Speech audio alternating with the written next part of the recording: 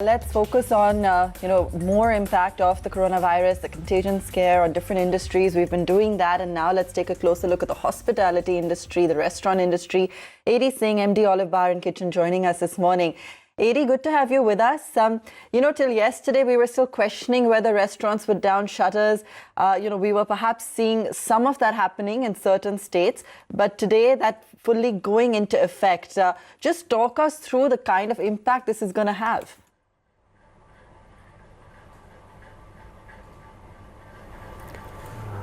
The hospitality industry is perhaps the most affected industry by this global pandemic. The risk in India particularly is spreading as we speak in a staggered way across this big country of ours. The impact already, Hyderabad, for example, has closed all restaurants. Bombay and Delhi are considering it, as is Bangalore. We ourselves, as employers of more than 1,500 people, have been talking to our teams every day, trying to understand what it is they want. Of course, when the restaurants close down, there's no revenue to be able to pay staff salaries, etc. It's very difficult for them as well. There are risks where they live, there are risks when they travel. At least the workspace, which is in our hands, we're all doing our best to keep them as safe as possible and give everybody sort of a safety zone once they get to work. Abba, in my opinion, the effects of this global pandemic will be catastrophic for many industries and for many economies. We've already seen this spreading across the world of what's happened. It probably will happen in India as well, leaving aside a miracle, which if it happens, superb. I think that our parent body, the NRAI, it has assessed it, talked to all of our managing committee, and is advising most restaurants to close down to help keep the risk, the spread of the virus down. And we're all assessing it and acting independently. There are, as you know, many kinds of restaurants, from QSRs, standalones, restaurants in malls, restaurants in hotels, and every sector is assessing the risks and making the decisions independently and separately. But as I see it, people are very worried and are staying home, and I think that's right for now.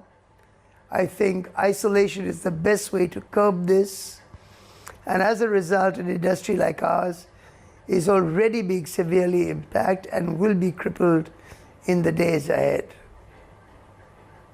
Okay, thanks for putting that so transparently and clearly for us. I mean, we're seeing the impact of this all around.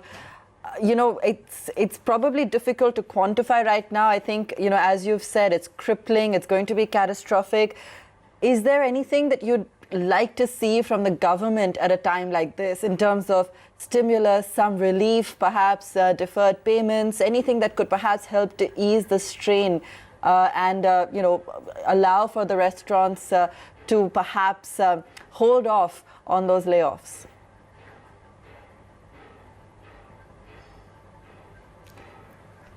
Yes, Abba, the situation is so grave worldwide that as we are seeing, many of the world's governments are providing relief to the economy, to different industries in different ways, whether they're bailouts, stimuluses, tax reliefs, etc. I'm sure our government and our finance ministries are assessing the same.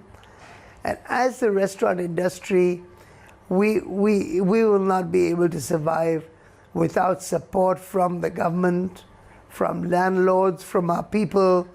We're all in this together. We all want to get through this, but it is so catastrophic that without us helping each other, we're not going to survive. I think particularly what we are looking to the government for is tax reliefs for a good period of time, license renewals to be delayed, help with the banks to defer payments of interest, no revenue, no profitability. How does one meet those?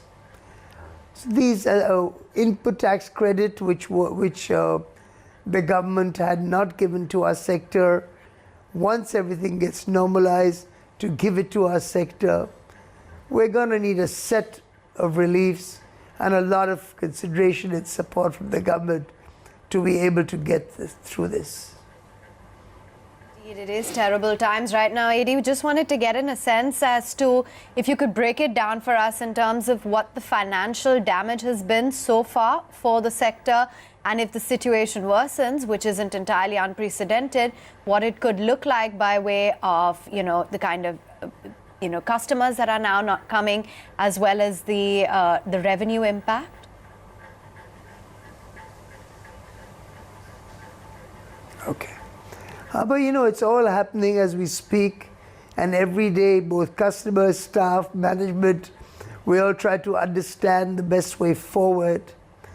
For us as a company, we have close to 30 restaurants, and already through Hyderabad and closure of restaurants in malls and some cities, about a quarter to a third are already shut.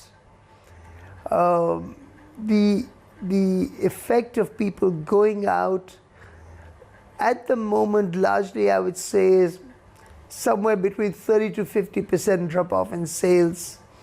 And in my opinion, it's got to go to 80%, 90% in the couple of weeks, just right in front. As a restaurant company, been there for a long time, I'd say our profitability margins, if everything is stable, are at about 10%. We could possibly be buffered in for about a 10% drop off in sales, 15% drop off. Beyond that, it's impossible. The current drop offs already are impossible for the industry to bear, and what's ahead is going to be even worse. I think that almost all restaurant sectors are going to have to close, rely on the help and support of the allied sectors that we spoke about, to be able to tide through the at least 2-3 months before we will be able to start trying to normalize. Would this imply then that there would be forced job cuts? What would be the quantum if the operations are going to be unsustainable?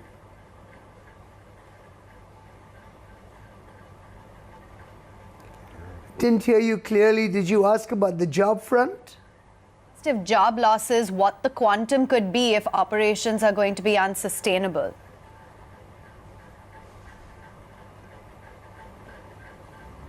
As I said, we have about 1,500 to 2,000 employees. If all our restaurants have to shut down, how are we going to be able to pay salaries? We have no buffers. So we're talking to all our staff.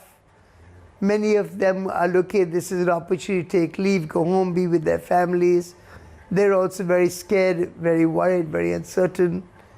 Most importantly for them, of course, they want a company and a restaurant to come back to when all this blows over, as of course do we. And we all try to find the best way forward. My feeling is that in terms of jobs, most restaurants are just going to have to work with the teams to go on leave till this blows over, and then work our way back. And we are hopeful that all the challenges that our teams face in terms of their rents and their needs, that vendors, landlords, etc., will also be understanding and supportive, possibly with the help of the government and banks, to all of them. It's a very grave situation job-wise in our country and in economies around the world, and the worst is still to come.